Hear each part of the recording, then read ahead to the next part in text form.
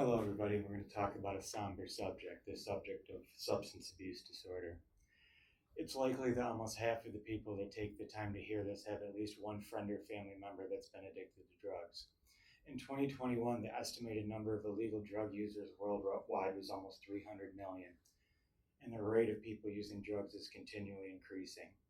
Furthermore, 39.5 million could be considered problem drug users. Cannabis is the most commonly used illegal drug worldwide, followed by opioids and opiates. Near 110,000 deaths in 2023 were caused by drug overdoses in the US alone. Drug abuse is the leading cause of crime in all of criminal justice. 85% of the US prison population has an active substance abuse disorder. Now, drugs and alcohol, they flood the reward centers in the brain with dopamine, and that can cause problems with the regulation of dopamine levels. Repeated use can cause an individual to feel off or not well due to withdrawal when they're not using. The Cleveland Clinic, a leading authority in substance abuse treatment, and can be found at clevelandclinic.org, defines substances as any type of medication or chemical that has addiction potential. Common examples are alcohol, cocaine, heroin, and opioids.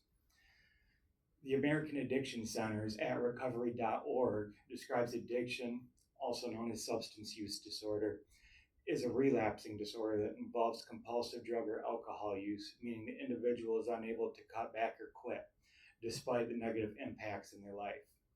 Addiction is the mental and physical dependence formed by the mind and body in response to the effects produced by ingesting chemicals. Addiction is a complex chronic disease that affects the brain and occurs due to many different underlying causes.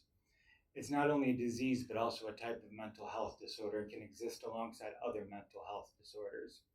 Scientific research around the world continues to identify different risk factors such as genetics and environment, which contribute to the risk of development of addiction. And genetics account for about 40 to 60% of a person's risk, including the environmental impact on gene expression. Aggressive behavior during childhood can be a known risk factor for addiction, increasing the chances of developing it as the child grows. And environmental factors that increase a person's risk that alters the gene expression is a chaotic home environment with abuse, parents' drug use and their attitude toward drugs, peer influences and community attitudes toward drugs, and poor academic achievement. The greater the number of traumatic events you witnessed or endured as a child, the higher the likelihood of encountering addiction challenges later in life. Events like sexual abuse are traumatic events that can make a person more prone to drugs.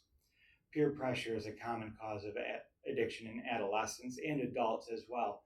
Some people seek the desire to take a load off or get out of their skin, both of which are common euphemisms for seeking comfort by substance. And alcohol is a drug too. According to the National Institute of Alcohol Abuse, it's the most commonly used addictive substance in the US. Alcoholism is the third cause of preventable death in the US, and alcohol use disorder is responsible for 95,510 deaths each year in the US. Alcohol use disorder costs the nation $240 billion a year. According to the 2023 United States National Survey on Drug Use and Health, 48.5 million Americans aged 12 and older battled a substance abuse disorder in 2023. And 20.4 million American adults suffer from both a mental health disorder and a substance abuse disorder as well. Sometimes they go hand in hand and exacerbate one another. Addicts continually use illegal substances to alleviate side effect symptoms in the form of withdrawal. Substance withdrawal is defined as after using a substance frequently, your body gets used to having it around all the time. And withdrawal happens when that substance leaves your body and the intoxication effects wear off. Withdrawal symptoms range in severity based on the type of substance and the tolerance. For some substances like opioids, the withdrawal symptoms are so severe that they create significant motivation to continue using them. This can make treating substance use disorder very difficult. And it's noteworthy to mention that the only two substances where if you withdraw from them, you have the risk of dying and must seek medical attention is alcohol use disorder and benzodiazepine use disorder, like Xanax and Ativan, Klonopin. Those are benzos. Common symptoms of substance abuse withdrawal are agitation, chills, diarrhea, insomnia, muscle aches, nausea and vomiting, stomach cramps, and sweating. Active addiction results in negative consequences on the suffering person's life and on their family. Some signs that you or somebody you know is in danger of developing addiction are a large amount of time is spent in activities to help you obtain alcohol or drugs.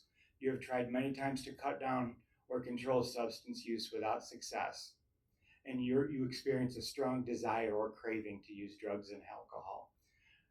If you continue to use substances despite how they contributed to personal or social problems, that's a number one sign of addiction. And social, recreational, and occupational activities are almost always neglected when you use drugs or alcohol and you're developing a problem.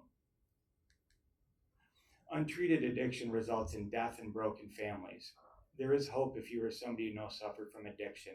There are 17,500 addiction recovery resource centers in the United States, and help is only a phone call away. There are also support groups where you can seek guidance from others that have struggled with addiction as well, Alcoholics Anonymous and Narcotics Anonymous.